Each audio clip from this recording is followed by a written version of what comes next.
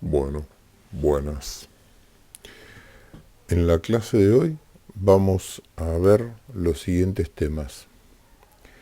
Tipos de grupos sociales, bien común y bien particular, y principios de solidaridad y subsidiariedad. Habíamos visto que los grupos sociales eran aquellos conjuntos de individuos humanos que no solamente que estaban agrupados física o casualmente, sino que estaban reunidos para tener fines en común. Porque tienen fines en común, se reúnen, articulan acciones integralmente para cada uno cumpliendo su rol, alcanzar fines. Eso es lo que lo distingue al grupo social del grupo humano.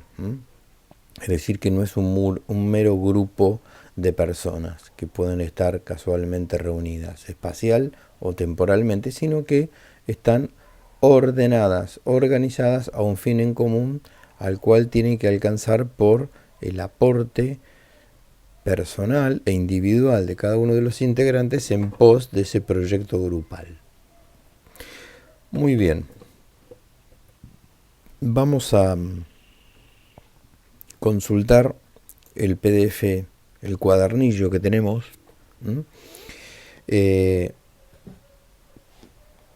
En donde, vamos a ir pasando un poco por estos temas. Les recomiendo mucha atención. Algunas de las cosas yo las he marcado para que a ustedes les resulte más ameno y más claro dónde están los puntos nucleares de los temas que vamos a ir atravesando. Por supuesto que esto amerita de una lectura detenida, pausada, reflexiva, para poder asimilar todos estos temas. Vamos entonces al primero de ellos. Tipos de grupos sociales. Bueno, nosotros vamos a ver tres tipos de grupos. Vamos a ver ciertas condiciones o ciertas características de acuerdo a las cuales vamos a agrupar a estos grupos sociales. En principio, vamos a ver qué tipos de grupos sociales hay de acuerdo a la relación que tienen esos grupos con el bien específico del hombre. Más adelante vamos a analizar algunos grupos de acuerdo a otro parámetro, más bien según la disposición de los medios necesarios para alcanzar los fines que esos grupos sociales se propongan. De acuerdo a estos dos parámetros es que en esta clase de hoy vamos a ir caminando para meternos bien en tema. Bueno, entonces, tipo de grupos sociales según su relación con el bien del hombre. Bueno, según la relación que tengan con el bien del hombre, nosotros vamos a estudiar que hay grupos sociales que son necesarios, mientras que otros grupos sociales son contingentes. Entonces, por un lado, los hay necesarios y por el otro, contingentes. Podemos ir poniéndolo acá en nuestro pizarrón, ¿no? Entonces, los hay necesarios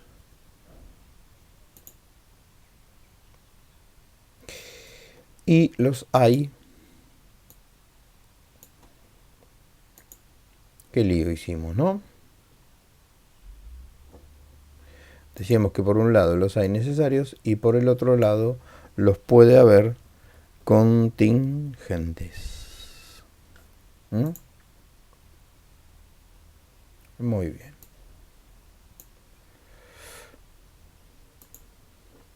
Volvamos a esto. ¿Cuándo un grupo social es necesario? Bueno, es necesario cuando sí o sí tiene que estar para que el hombre pueda alcanzar plenitud. Ahí dice el apunte. Algunos son necesarios, sin los cuales el hombre difícilmente puede alcanzar su plenitud. Contamos entre ellos a la familia, a la comunidad política, eso en el orden natural, y a la iglesia en el orden sobrenatural. todo individuo humano, de toda época, de toda cultura, ha tenido que vivir y para poder desarrollarse plenamente, llevar acá adelante su existencia en núcleos de formación social, como pueden ser hoy la familia, como pueden ser hoy lo que llamamos la comunidad política, lo que vulgarmente llamamos la sociedad. Acá comunidad política, recordemos que no se refiere estrictamente a un partido político, a una postura ideológica, sino acá político, recordemos que viene de polis. El hombre es un animal político, es un animal social, es un ser social por naturaleza. Entonces, ya fuera la familia, ya fuera la tribu, ya fuera el clan, son todos núcleos sociales necesarios, sin los cuales el ser humano difícilmente puede alcanzar su plenitud. Nuestro apunto sigue diciendo, como resultan necesarios teniendo en cuenta los bienes que el hombre busca en virtud de su naturaleza, podemos llamar a estos primeros grupos naturales. Estos primeros grupos naturales son los que espontáneamente el ser humano se encuentra viviendo cuando nace como bebé. Siempre tiene un grupo, generalmente centrado en sus progenitores, o eso debería ocurrir. Eso ha ocurrido natural, espontáneamente en todas las culturas. La madre del bebé, el padre del bebé, la comunidad que lo ha traído al mundo, es la primera que le brinda protección y desarrollo. Un bebé solo se muere. Sin la asistencia de un grupo social inmediato, nuclear, primario, necesario, no puede seguir viviendo. A eso se le llama entonces, de acuerdo, según la relación que tenga con el bien del hombre, necesarios. O también primarios, o primeros grupos naturales. ¿Sí? Bien. En los otros que habíamos escrito, confieso que estoy debutando con este nuevo pizarrón, por eso me está dando un poco de trabajo. No me gustó mucho cómo quedó esto, pero bueno, vamos a ver qué se puede hacer. Ahí está. Bueno, necesarios o contingentes. El grupo contingente, siempre de acuerdo a la relación que tenga con el bien del hombre, ¿cuándo un grupo social es un grupo contingente? Bueno,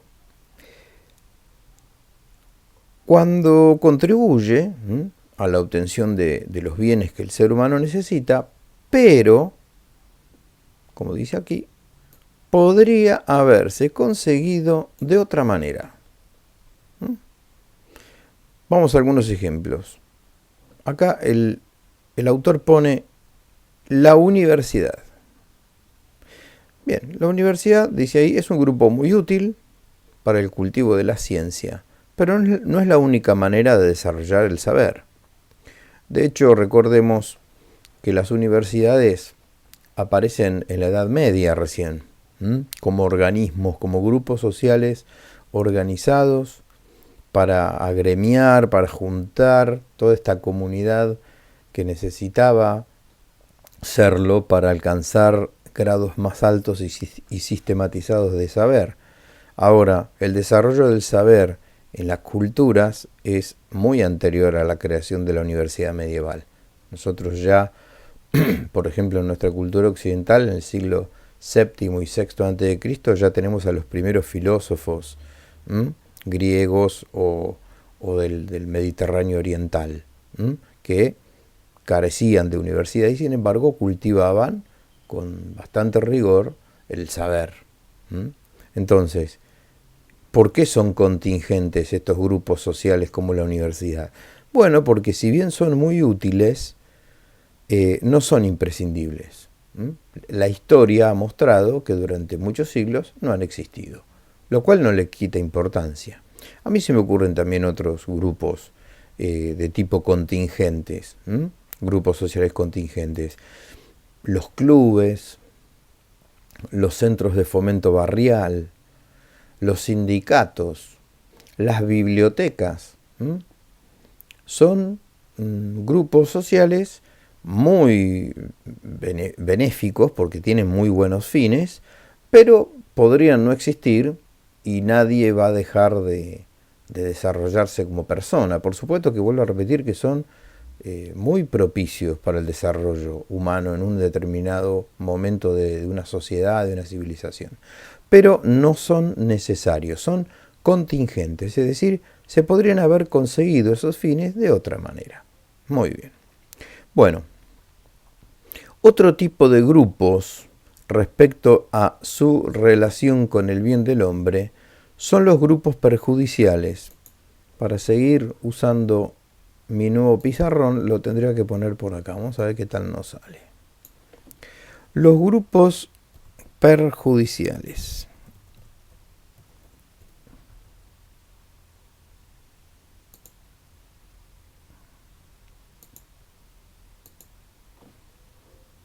Ya le vamos a ir tomando la mano a esto, ¿eh? Los que me conocen en vivo saben que mi uso del pizarrón no se caracteriza casualmente por la prolijidad. Así que aquí de algún modo está pasando lo mismo. Bien. Tipos de grupos sociales. Vimos los necesarios, los contingentes y ahora estamos con los perjudiciales. Bueno, qué cosa, ¿no? El ser humano busca su propio fin, pero a veces, por buscar su propio fin, cree que necesita como medio para alcanzarle ese fin el mal de otro grupo social. Vamos a ellos. Dice acá nuestro cuadernillo. Nos faltan grupos perjudiciales que buscan bienes parciales, que sin embargo se vuelven contra el bien integral del ser humano. Es decir, que para conseguir un bien propio perjudican a otros. Pensemos, por ejemplo, en una banda delictiva. Por ejemplo, el IPPF, que está tan en boga. El IPPF es una Federación Internacional de Paternidad Planificada, esa es la sigla. ¿Qué promueve este tipo de grupo? El control de la natalidad, sobre todo en países en vías de desarrollo, y se dedican a promover, entre otras cosas, la proliferación de la anticoncepción y el antinatalismo y del aborto. Es decir, ¿a quién beneficia esto? Y generalmente a los proyectos globales que suelen tener algunas naciones que necesitan el paulatino empobrecimiento de otras naciones y sobre todo el control de la población. Se sabe que es mucho más fácil controlar a un país con poca perspectiva, con poca juventud, con poca proyección demográfica, que a otro que explote demográficamente. Otro ejemplo, el Fondo Monetario Internacional, el Ku Klux Klan y la célula terrorista conocida como Al-Qaeda, que según Estados Unidos ya está extinta o ha mutado a otros grupos terroristas.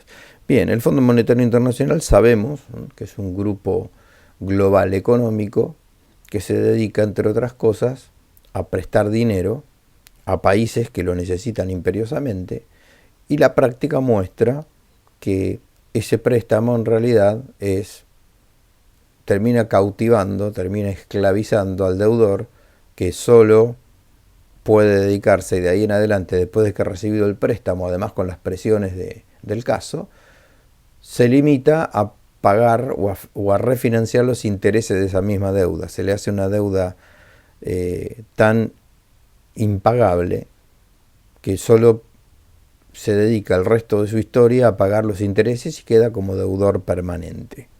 Eso, en el discurso internacional, en este mundo que busca globalizar, a esos países los hace eternamente pobres. No es un organismo, el Fondo Monetario Internacional, que realmente busque la promoción de ese pueblo al que le presta dinero, sino que lo esclaviza para siempre económicamente. Bueno, el Ku Klux Klan ha sido una organización racista norteamericana, que bueno, un grupo de individuos que salían ocultando su identidad, disfrazados, con capuchas blancas y antorchas, a lo que se dice vulgarmente linchar, es decir, matar en la vía pública a gente de otra raza, generalmente de raza negra. Bueno, la célula terrorista Al-Qaeda sabemos que ha sido un grupo organizado, militarizado, presuntamente islámico que ha tratado de destruir o socavar el poder en Occidente. El famoso atentado de las Torres Gemelas del año 2001 en Wall Street se lo ha atribuido este grupo Al-Qaeda. Bueno, estos son grupos sociales, pero los fines que persiguen degradan al ser humano. Buscan la esclavitud económica, buscan la esclavitud moral, social, cuando no la muerte. Por eso podemos designarlos también como grupos sociales antinaturales. Veamos esta diferenciación que hace este apunte. A los primeros les llamaban naturales, tanto a los contingentes como a los necesarios. Por ejemplo, la familia, por ejemplo, la tribu, por ejemplo, el club, la iglesia, la universidad, son naturales. Que sean naturales no quiere decir que estén siempre, vuelvo a repetir, porque pueden ser contingentes. Pero son naturales porque tienden a desarrollar y a planificar la propia naturaleza humana, mientras que estos no. Estos que acabamos de nombrar son claramente antinaturales. ¿Por qué? Y porque desde el momento que su metodología consiste en avasallar los derechos a la vida, a la integridad social de los demás grupos, evidentemente atentan contra la naturaleza humana. Si bien los grupos necesarios y los contingentes son naturales, en el sentido de corresponderse con las exigencias del bien del hombre, los primeros son naturales en sentido más profundo, pues son indispensables para ese bien. A eso se refiere con esto a los necesarios. Bueno, yo no voy a leer todo esto, se los dejo para que ustedes los lean detalladamente. Estoy pasando por los puntos que considero nucleares. Querría leer un pequeño fragmento de un autor que se ha puesto de moda en las últimas décadas, sobre todo en estos países latinoamericanos como el nuestro. Este personaje es el comandante Ernesto Che Guevara, de nacionalidad argentina, fue líder de la Revolución Cubana, ¿no? De la década del 60. Muchas veces en nuestros medios aparece como un gran héroe, pero veamos a qué precio consiguió lo que pretendió conseguir. Vamos a escuchar directamente a él, lo vamos a leer directamente a él, a ver en qué movimiento de grupo social, si es de empobrecimiento o de enriquecimiento humano total, lo tenemos a este personaje. Muy bien. Este fragmento dice, de un discurso de Guevara: quizás sea uno de los grandes dramas del dirigente. Este debe unir a un espíritu apasionado una mente fría y tomar decisiones dolorosas sin que se contraiga un músculo. Tomar decisiones dolorosas sin que se contraiga un músculo. No lo corrijo porque no lo puedo editar esto.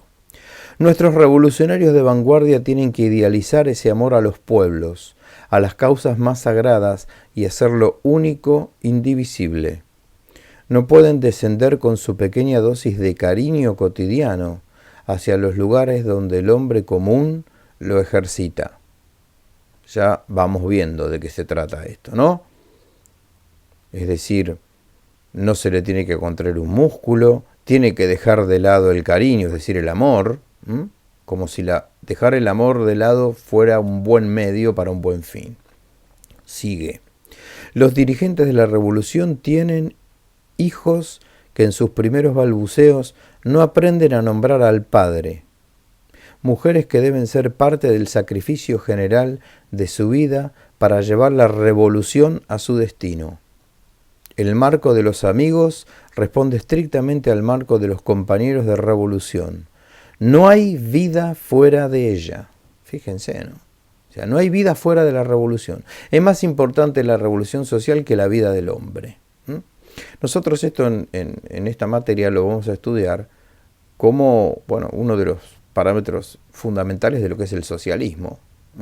El socialismo antepone a la dignidad de la persona la estabilidad social. Es decir, que la sociedad es más importante que cada uno de los seres humanos que la conforman.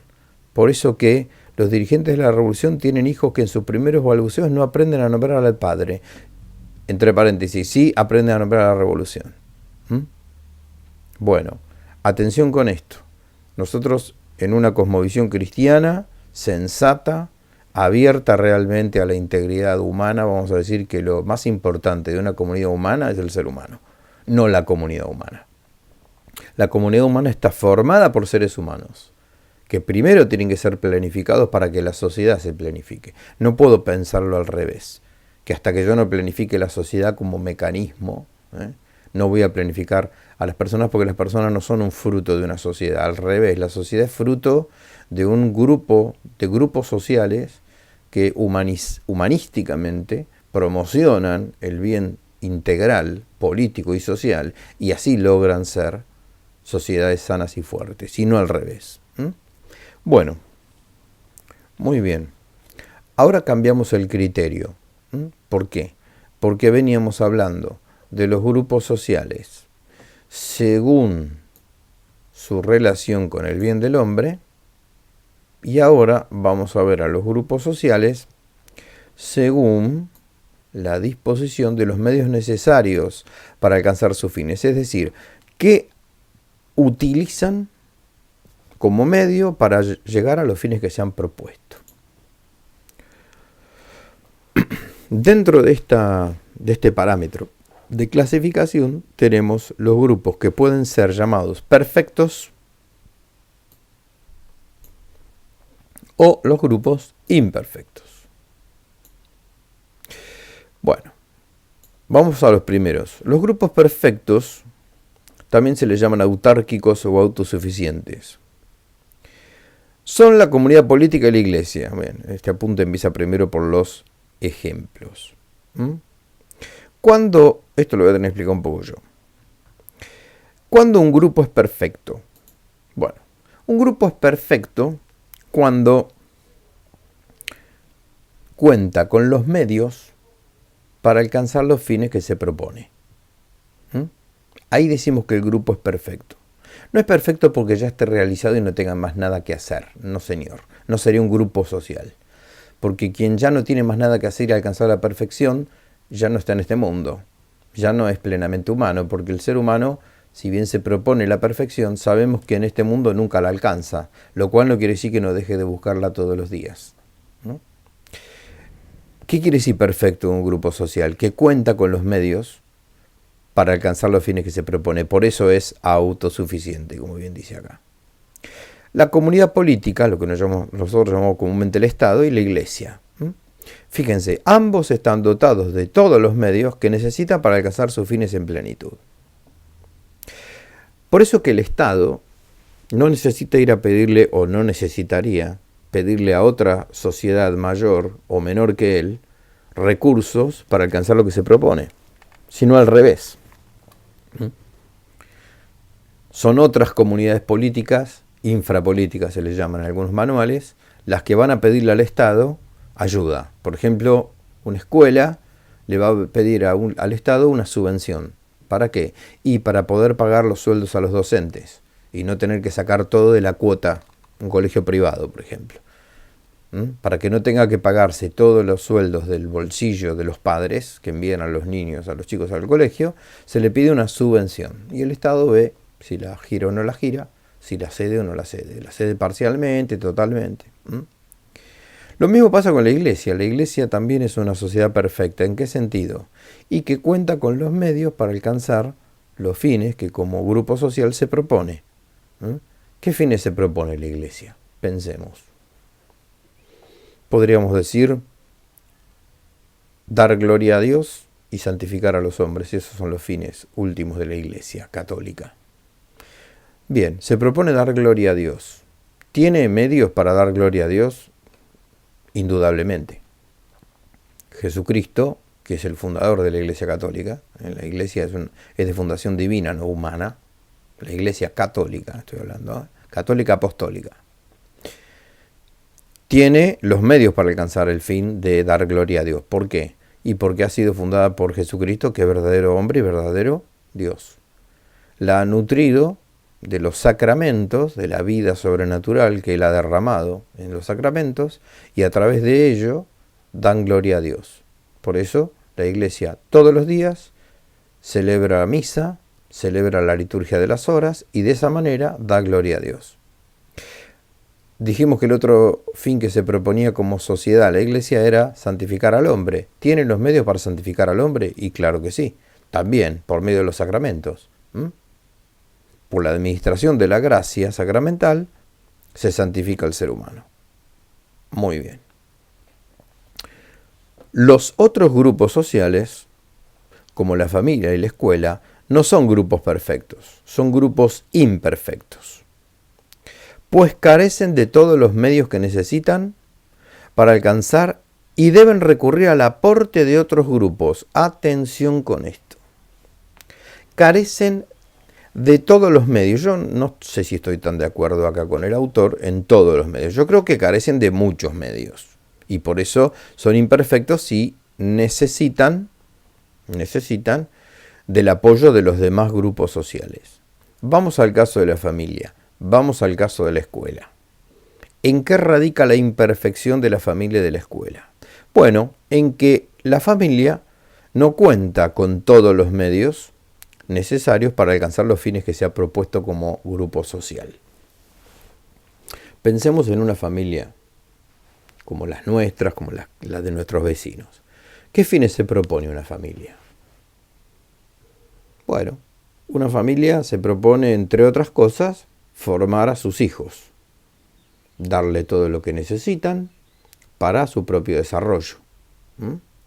¿La familia le puede dar todo lo que el niño necesita para su propio desarrollo? Bueno, pues no. Pues la familia le puede dar muchas cosas, claro que sí, indispensables. Lo vimos como grupo necesario arriba de todo a la familia. Pero que le pueda dar algunas cosas no quiere decir que le pueda dar todo. Y que también que no le pueda dar todo no quiere decir que no le pueda dar nada. Porque ¿qué le puede dar la familia a sus hijos, a su descendencia? Bueno, primero la vida. Segundo, la salud, la educación, el amor, la contención. Pero, por ejemplo, a niveles de salud no le puede dar todo lo que el niño necesita. Porque si le puede dar de comer, le puede dar un techo, le puede dar abrigo, no le puede dar, por ejemplo, una vacuna, ni atención médica. Yo que soy padre de familia, cuando cualquiera de mis hijos se enferma, yo no puedo diagnosticar qué tiene. A lo sumo yo le pongo un termómetro y veo si tiene fiebre. Y donde tiene fiebre lo llevo a un médico y le digo, mira, el chico tiene fiebre y tose. Bien. Ahí ya, como grupo social, familiar, me tuve que abrir a otro grupo social que es la clínica, el hospital. Lo mismo pasa con la escuela. La escuela no es autosuficiente, ni la escuela del Estado ni la escuela privada. ¿Por qué? Como la palabra lo dice, la escuela de acá a la esquina, una escuela estatal, pública. Bien, necesita recursos del Estado. El sueldo de las maestras, los pizarrones, las tizas, los bancos, las estufas si las tiene, las aulas. Alguien tiene que construirla la escuela primero. La escuela misma no construye la escuela. La construye en este caso el Estado. O una escuela de gestión privada. Está abierta a todas las personas que quieran venir, pero la gestión es privada. También necesita de aportes. Sean aportes de la iglesia si es una escuela confesional, o aportes del Estado si es una escuela no confesional.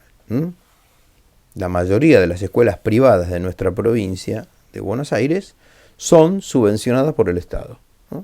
Muy bien, ahí vemos por qué se la llama imperfección. Bueno, lo mismo pasa con el sindicato y con la empresa. No son autosuficientes, tienen que relacionarse con otro tipo de grupos sociales para poder alcanzar sus propios fines. Bueno, muy bien. Ya seguimos. Bueno, vamos a pausar esto un segundito. Muy bien. Seguimos entonces. En la página 14 del PDF, del cuadernillo, tenemos este título, bien común y bien particular, que es el segundo tema de nuestra clase, bien común y bien particular.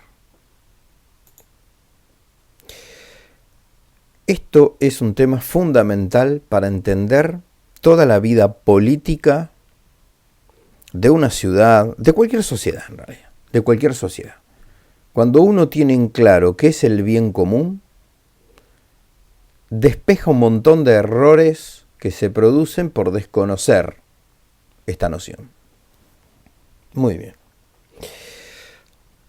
Les recomiendo que lean detenidamente y que consulten lo que no entiendan de esto. Yo voy a explicar la médula de este tema.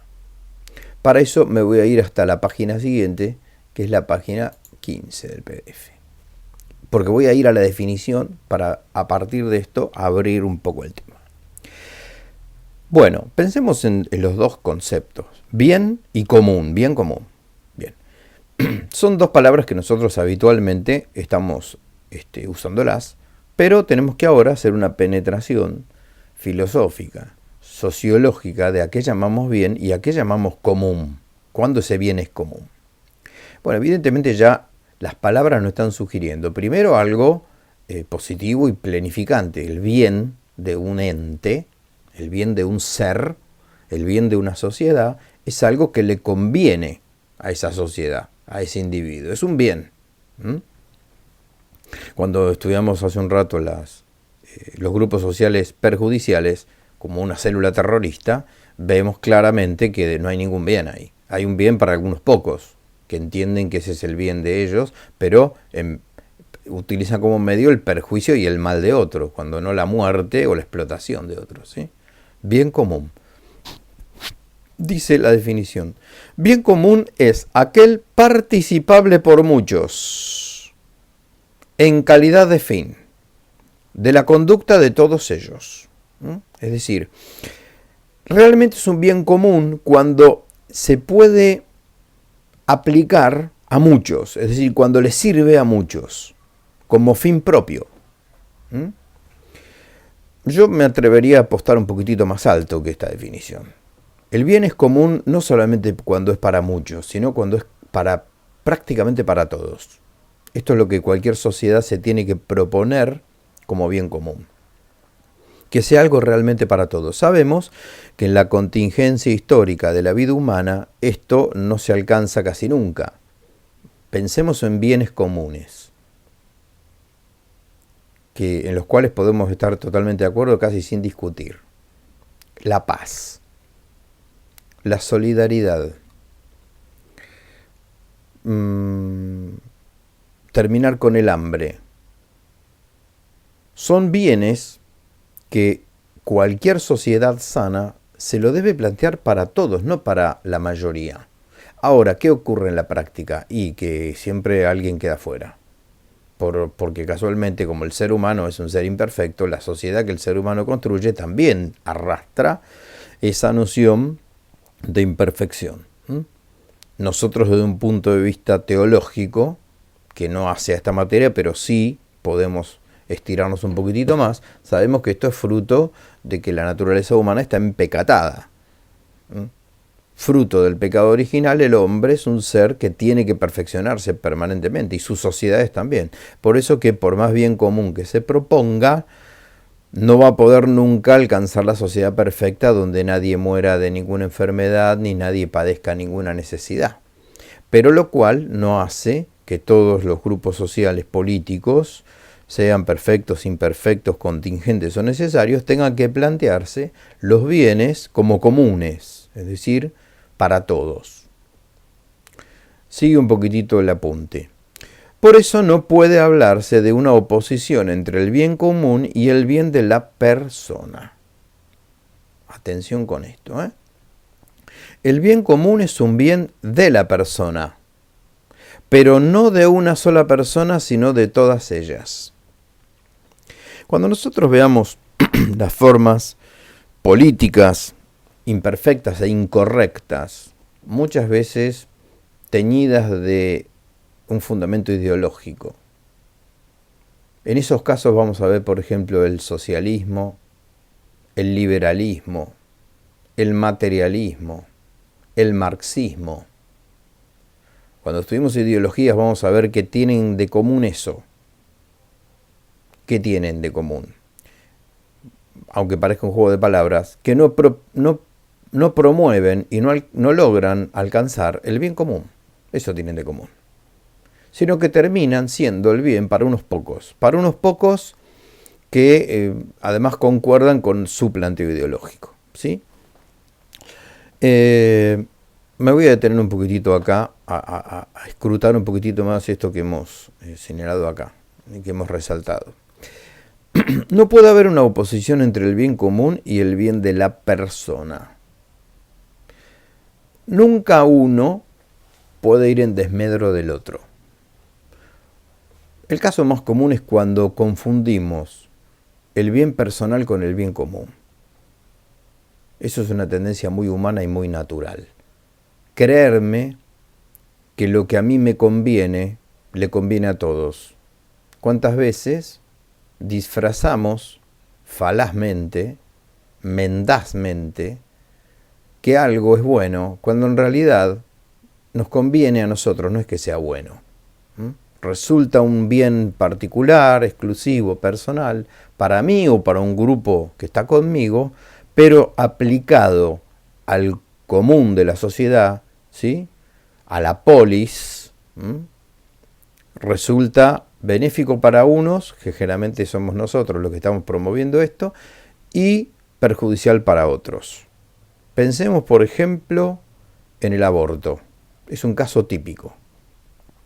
El aborto generalmente está propuesto y defendido presuntamente como derechos universales, en este caso de las mujeres.